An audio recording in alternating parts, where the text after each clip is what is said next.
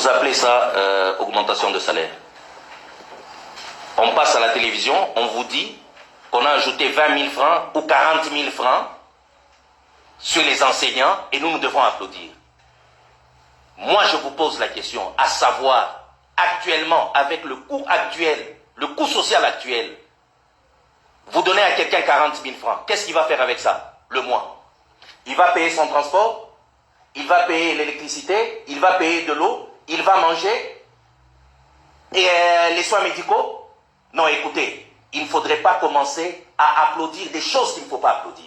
Nous n'allons pas applaudir cela.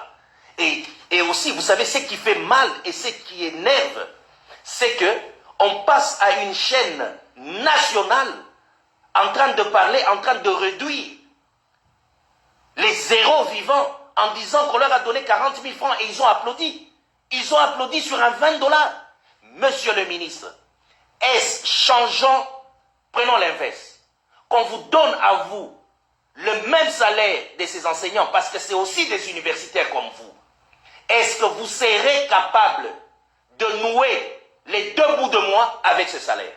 Je ne pense pas. Parce que déjà, vos réunions interministérielles, vous donnez à vos agents des primes exorbitants qui n'arrivent même pas à une année de salaire d'un enseignant. Par jour, c'est que vous donnez. Et vous passez à la télévision en train de dire qu'ils ont applaudi, ils sont contents pour un 40 000 francs. S'il vous plaît, s'il vous plaît. Cette histoire, allez le parler dans vos conseils des ministres. Ne venez pas nous parler de ça à la télévision parce que vous insultez le Congolais. Vous insultez le peuple congolais. Nous savons comment vous vivez. Vous avez un transport garanti, soins médicaux garantis, salaire garanti, vos voyages avec vos enfants garantis, vos enfants dans de bonnes écoles. Et au-delà de tout ça, vous avez aussi votre salaire. Et qu'est-ce qu'ils ont? En dehors du salaire, qu'est-ce qu'ils ont? Ils ont un transport gratuit? Ils ont des soins médicaux gratuits? Qu'est-ce qu'ils ont? Écoutez, arrêtons maintenant de commencer, et vous devrez arrêter de se moquer maintenant de nous. Vous en avez fait pendant beaucoup d'années, maintenant ça doit s'arrêter. La seule chose que nous avons besoin, que nous demandons, nous supplions au chef de l'État, c'est de revoir vos trains de vie, ministres, députés, sénateurs et les autres fonctionnaires qui sont dans une opulence extrême. Mais quand vous mettez vos costumes là, vous allez travailler et vous savez qu'il y a des milliers de Congolais qui coupissent, qui souffrent parce qu'ils n'ont rien à mettre dans la bouche. Vous êtes content? Quand vous vous servez de l'argent de ces milliers de Congolais, nous devons arrêter cela. Ces enseignants-là n'ont que ça, comme salaire.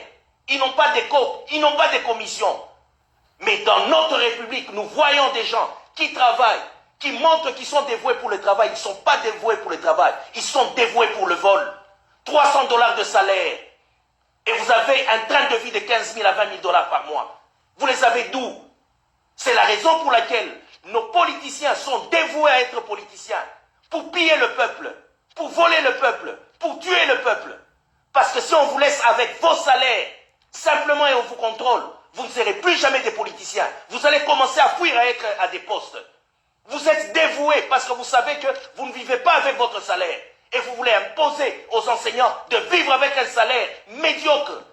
Vous vous moquez de qui? Respectez au moins ces zéros vivants. C'est la seule chose que je vous demande. Ne passez plus à la télé pour commencer à dire que c'est une faveur que vous faites. Ces enseignants ont droit à la vie. Ils ont droit au respect. Si vous êtes ministre aujourd'hui, c'est parce qu'il y a eu des partisans. Il y a le peuple qui vous ont soutenu. Il y a les peuples qui vous ont mis là-bas. Le peuple n'a pas besoin de vous. C'est vous qui avez besoin du peuple. Parce que nous, sans vous, nous allons vivre. Mais vous, sans nous, vous n'allez pas vivre.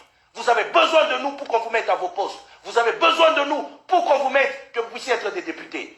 Je mets quiconque à défi. Comment tu peux être ministre sans pour autant avoir l'appui du peuple? Par quelle magie? Par quel cinéma? Alors arrêtons, respectez le peuple. C'est la raison pour laquelle j'ai toujours dit, nos politiciens congolais, c'est eux qui sont à la base de notre malheur. Et c'est la raison pour laquelle je dis, 90% de nos politiciens congolais sont des menteurs, des manipulateurs, des voleurs, et je pèse bien mes mots. Merci beaucoup, monsieur.